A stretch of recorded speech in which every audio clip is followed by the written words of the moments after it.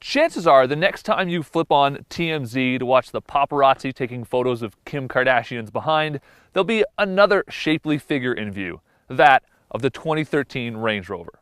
And that's because she, like anyone else who's successful, powerful, or famous, will want to be seen in the all-new fourth generation of the luxury SUV.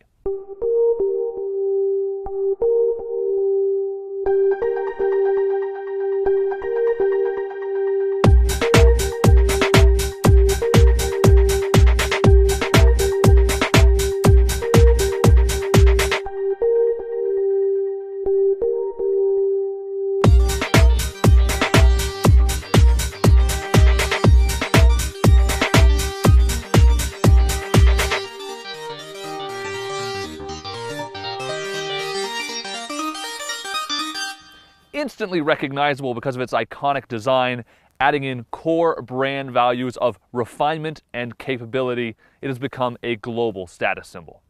Starting with that design, it's a scary thing to mess with success, and so the changes are evolutionary. There are still 3 bars on its cheese grater front grille, and the headlight design remains intact, though now using LED light bars. Hard edges have been rounded off to improve aerodynamics, and it has a more swept back look. Shapely, yes, but with a sloped roofline, it's now more modern looking and more athletic. And the 2013 Range Rover has definitely been to the gym, shedding on average 700 pounds per model, helping improve fuel economy and performance. Under the hood, 2 engine choices remain. There's the standard 5-liter V8 making 375 horsepower and 375 foot-pounds of torque, or you can opt for the supercharged 5-liter V8 making 510 horsepower and 461 foot-pounds of torque. Now, both of those engines have now been mated to an 8-speed automatic transmission, which improves acceleration and fuel economy. Now, acceleration is much more impressive. They've actually knocked over half a second off the 0 to 60 times in each model, meaning you can go 6.5 seconds to get to 60 miles an hour with the base model, or if you get the supercharged, it'll hit 60 in just 5.1 seconds. Inside, it's opulent yet simple, which an SUV really should be. Now, helping keep it clean is this center console. There's very little going on here, and that's really nice. Now, part of the reason is this 8-inch display screen, which has many of the functions on it. There are several buttons that run along the side here, but they're not actual buttons. They're sort of little touch icons. They look a lot like something on a high-tech smartphone. That's really nice. My only complaint is that the screen does get a bit blown out in the sunshine. Now, on top of that, there is another LCD screen, which are your gauges. It's 12.3 inches across, so it's huge and looks really high-tech. And my only complaint with that is that you can't get it to display your speed right in the middle. It just has a traditional analog style gauge.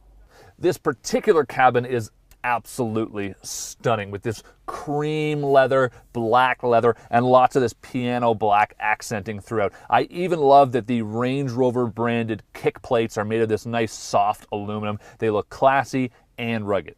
Now, of course, there are an outrageous number of customization features you can get with your Range Rover, starting with a new panoramic sunroof, which is absolutely beautiful and floods the cabin with light. You can also get a ludicrous 1700 watt 29 speaker sound system in this.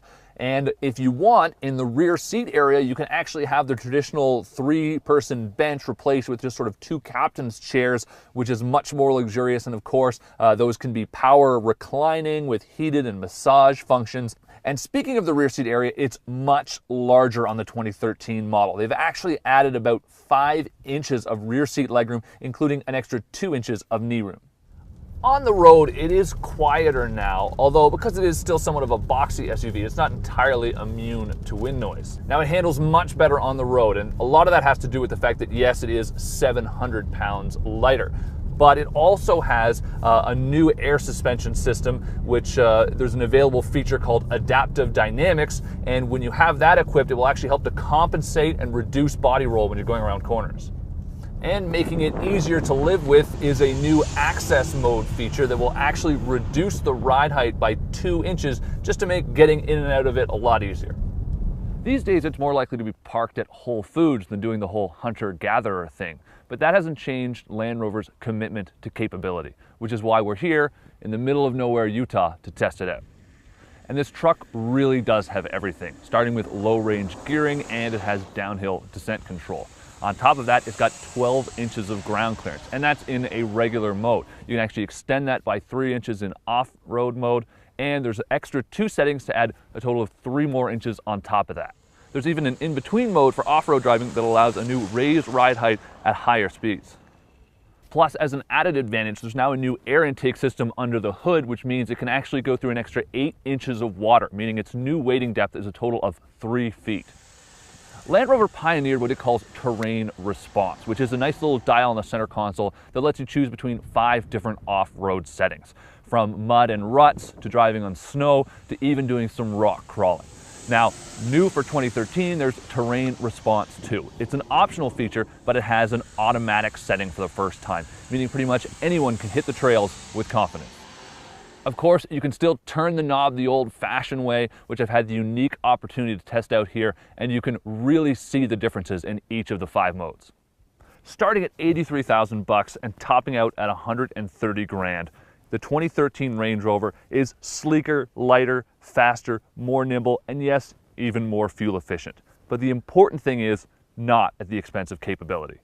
In the era of the crossover, the 2013 Range Rover has managed to stay with the times while not giving up any of its heritage.